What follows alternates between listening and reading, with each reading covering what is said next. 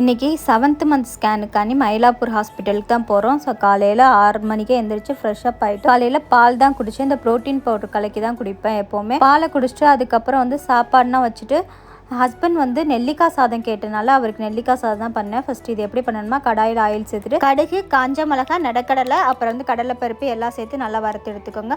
இப்போ நெல்லிக்காவை துருவி வச்சுருக்கோம், அதையும் சேர்த்துட்டு கொஞ்சமாக உப்பு சேர்த்து மஞ்சத்தூள் சேர்த்து நல்லா கிளறி விட்டுக்கோங்க. வடிச்சு வச்ச சாதத்தையும் போட்டு நல்லா கிளறிக்கோங்க. என்னோட ஸ்டைலில் நெல்லிக்காய் சாதம் ரெடி. இது ஹஸ்பண்டுக்கு.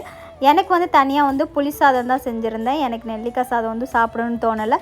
உங்களுக்கு புளி சாதம் பிடிக்குமா இல்லை நெல்லிக்காய் சாதம் பிடிக்குமான்னு சொல்லிட்டு கீழே மறக்காமல் கமெண்ட் பண்ணுங்கள். அதுக்கு சைடிஷாக உருளைக்கிழங்கு தான் பண்ணியிருந்தோம்.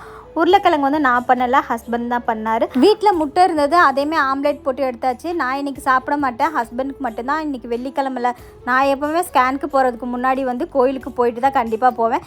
காலையில் எனக்கு இட்லி மட்டும் கடையில் வாங்கியாச்சு. இந்த வீடியோ பிடிச்சா லைக் பண்ணுங்கள், ஷேர் பண்ணுங்கள்.